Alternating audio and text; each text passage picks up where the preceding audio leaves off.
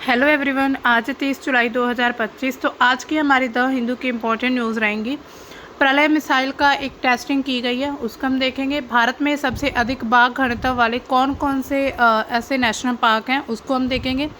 उसके बाद एमएसएमई की जो भारत के व्यापार सौदे, मतलब भविष्य में जो भारत को एमएसएमई के क्या क्या फ़ायदे होने वाले हैं, उसके बारे में। भारत ने चीन को पीछे छोड़ा है। ये किस चीज़ में छोड़ा है कि जो आईफोन बनाने की जो मतलब उत्पादन करने की क्षमता है, उसमें भारत जो है वो सबसे आगे रह रहा है। अब चीन भी पीछे छूट गया है। तो डीआरडीओ ने successfully holds back to back Pralay testing flights 28 और 29 जुलाई को लगातार 2 परीक्षण किए गए हैं। डॉक्टर एपीजे अब्दुल कलाम द्वीप में स्वदेशी प्रलय मिसाइल की लगातार 2 सफल ये टेस्टिंग हुई है। ये परीक्षण जो है यूज़र इवैल्यूएशन ट्रायल्स के हिस्से के रूप में किए गए थे। क्यों? क्योंकि मिसाइल प्रणाली की अधिकतम और न्यूनतम रेंज क्षमता को मान्य किया जा सके, मतलब कि मैक्सिमम और मिनिमम रेंज कितनी है मिसाइल सिस्टम की, उसको चेक किया जा सके। तो प्रलय मिसाइल तकनीक आखिर क्या है, इसके बारे में देखते हैं। प्रलय मिसाइल जो है एक स्वदेशी रूप से विकसित ठोस प्रणोदक यानी कि सॉलिड प्रोपेलेंट है।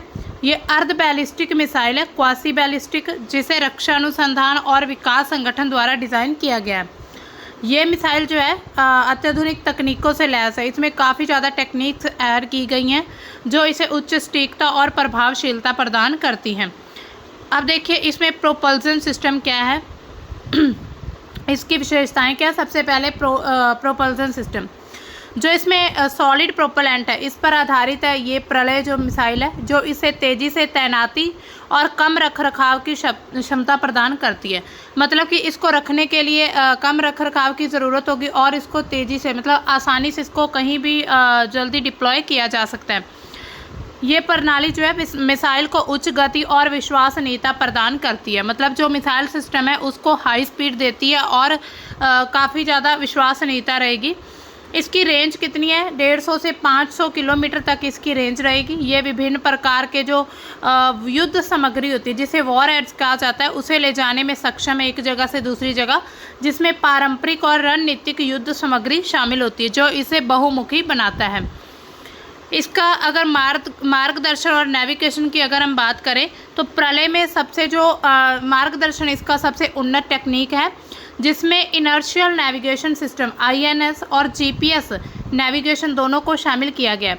ये टर्मिनल चरण में काफ़ी सटीक लक्ष्य के लिए, मतलब कि जिसको भी टारगेट किया उसको अटैक करने के लिए ये इलेक्ट्रो ऑप्टिकल सेंसर और रडार आधारित मार्गदर्शन प्रदान करती है। मिसाइल की जो अर्ध बैलिस्टिक प्रक्षेप है पथ, इसे मध्य उड़ान में पैंतरेबाजी करने में सक्षम बनाती है, जिससे इसे इंटरसेप्ट करना मुश्किल हो जाता है। इसकी सटीकता पर अगर हम देखें तो प्रलय की जो सर्कुलर एरर प्रोबेबल है CEP वो कम है, जो इसे अधिक सटीक बनाती है, विशेष रूप से उच्च मूल्य लक्ष्यों के लिए। मतलब कि जो लक्ष्य काफ़ी ज़्यादा उच्च होते हैं, मतलब जैसे बड़े बड़े जो इसके टारगेट रहेंगे उसके लिए इसको सटीकता प्रदान करती है। ये जो CEP यानी कि सर्कुलर एरर प्रोबेबल इसमें टेक्निक है।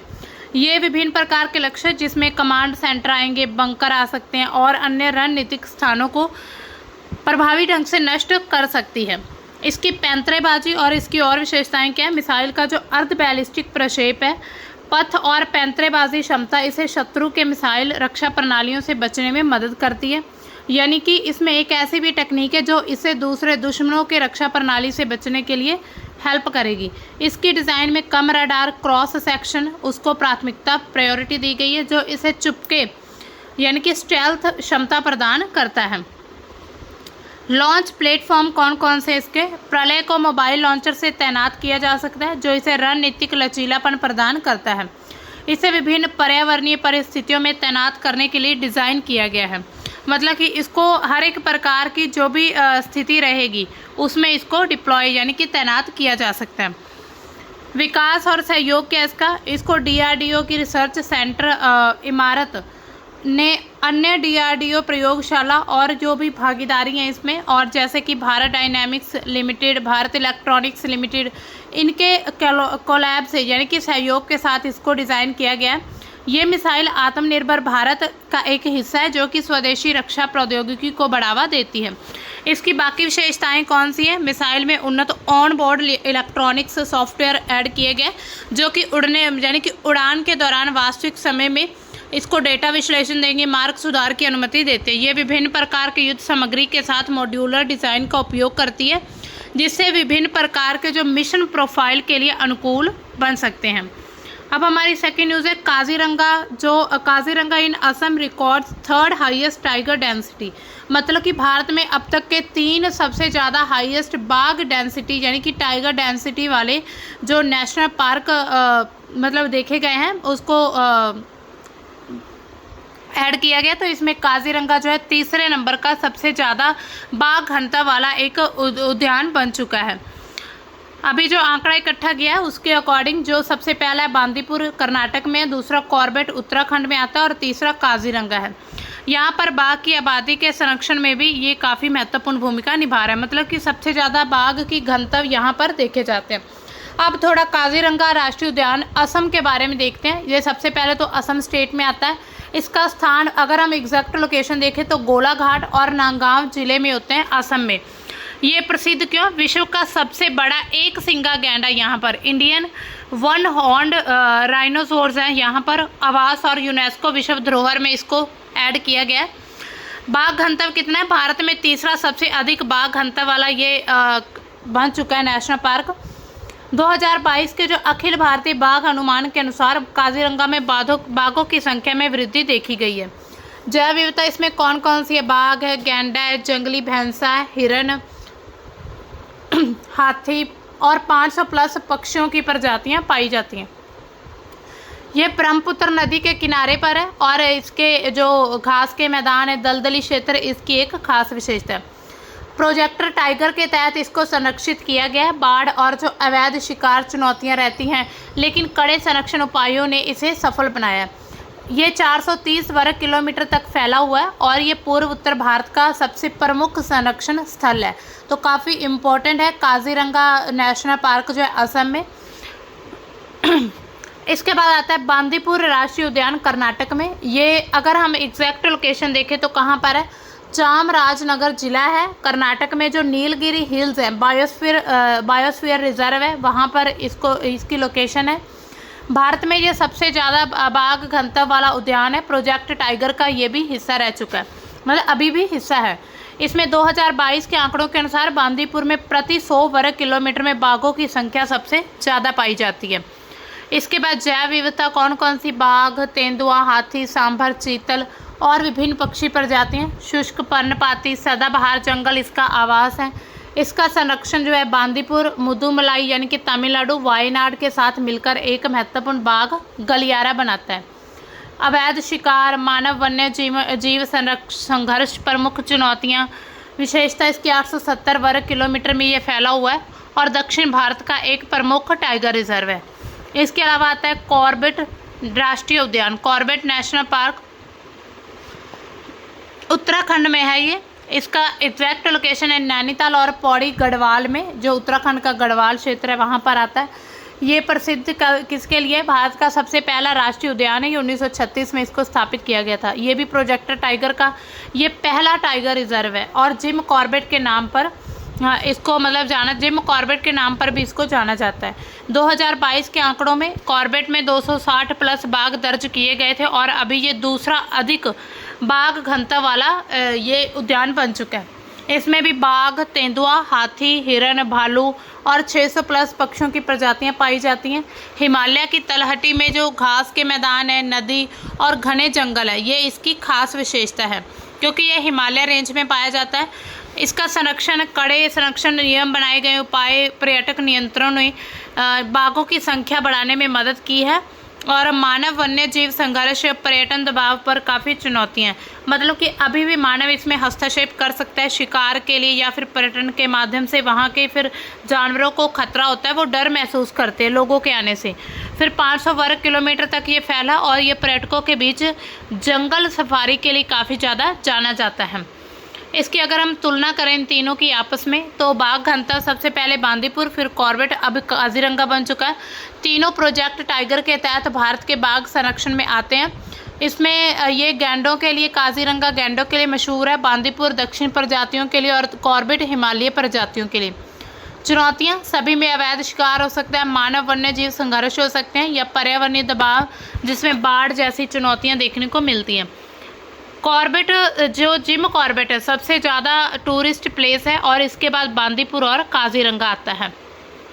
अब हमारी नेक्स्ट न्यूज़ है, इंडिया में replicate pro MSME features in future trade deals. मतलब कि भविष्य के में भारत की जो भी व्यापार डील रहेंगी उसमें जो एमएसएमई के क्या रोल रहेंगे।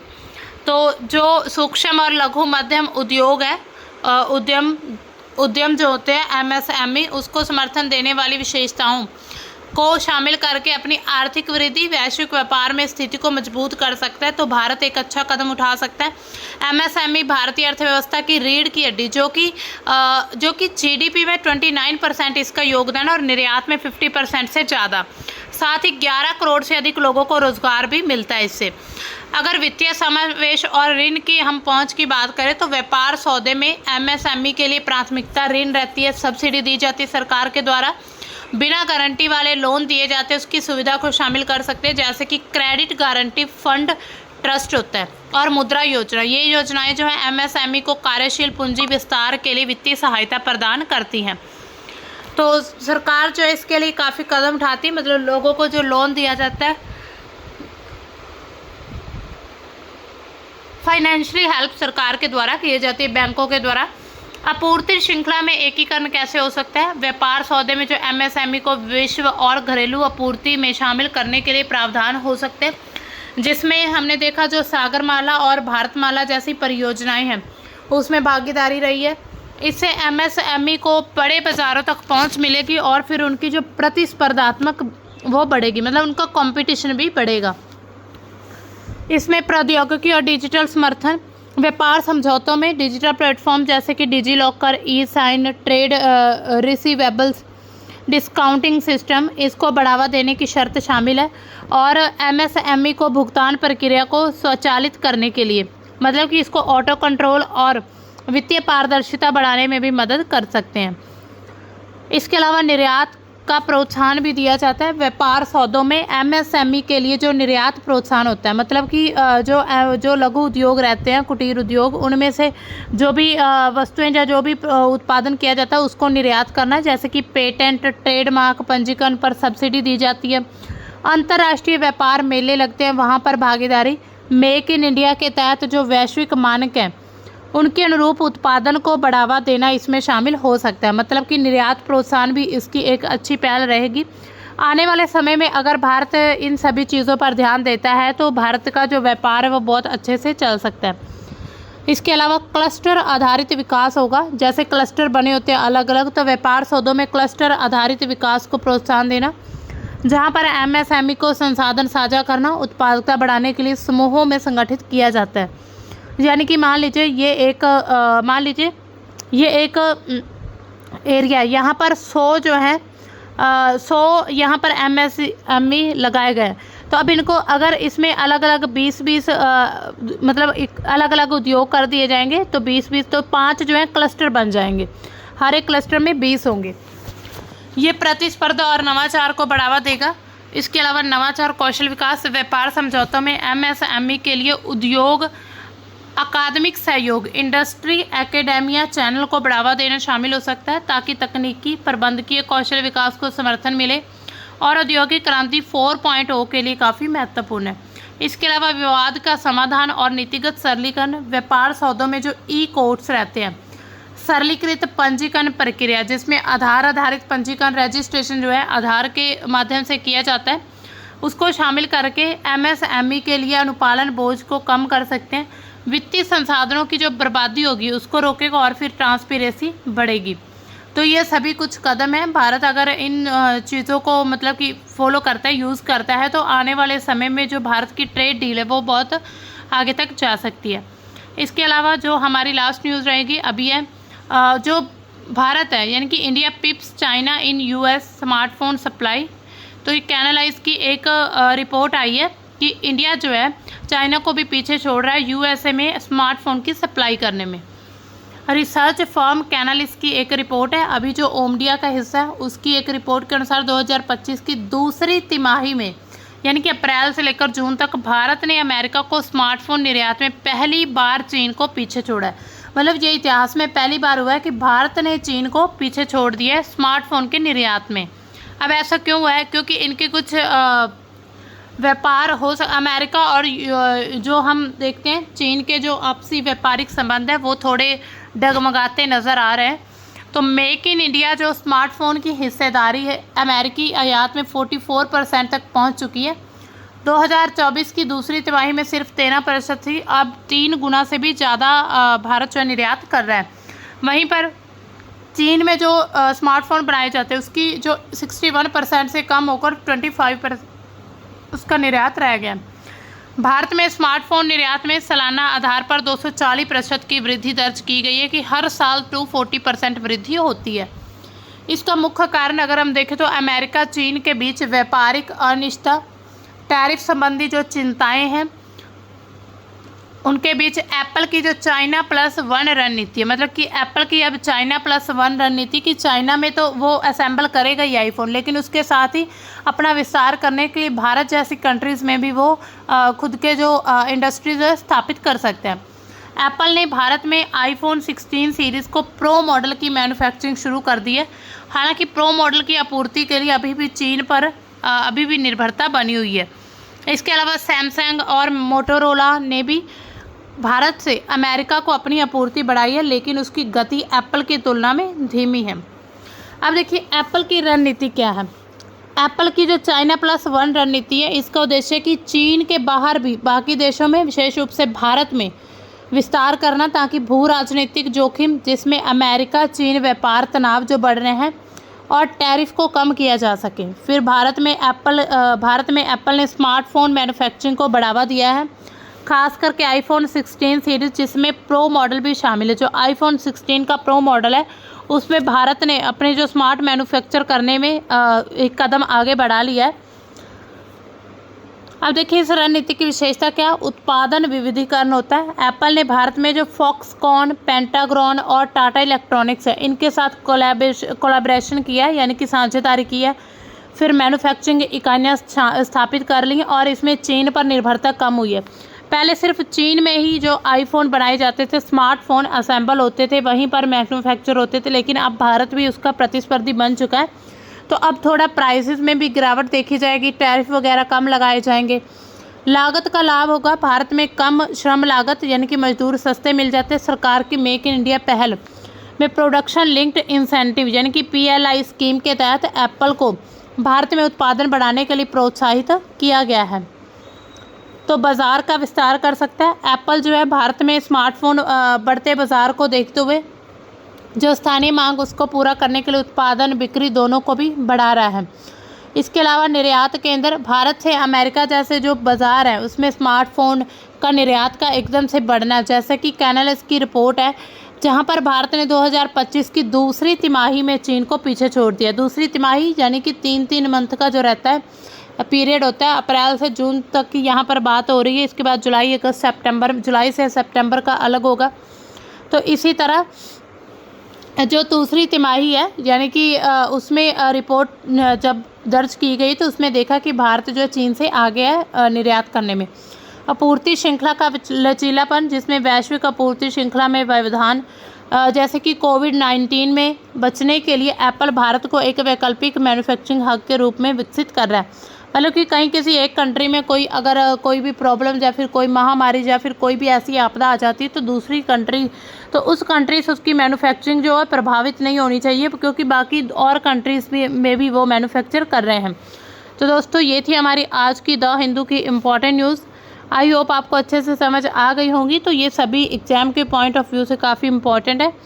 तो अगर आपको ऐसी डेली द हिंदू की अपडेट के लिए मतलब अपडेट चाहिए हिंदी मीडियम में, तो आप हमारे चैनल को सब्सक्राइब कर सकते हैं। तो दोस्तों मिलते हैं हम अपनी कल की न्यूज़ के साथ, तब तक के लिए बाय, थैंक्स फॉर वॉचिंग।